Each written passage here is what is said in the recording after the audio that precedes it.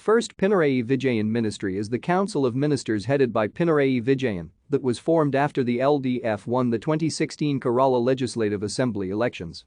The council assumed office on 25 May 2016. The ministry had a total of 19 ministers in the cabinet at the time of swearing-in compared to 21 ministers in the previous government.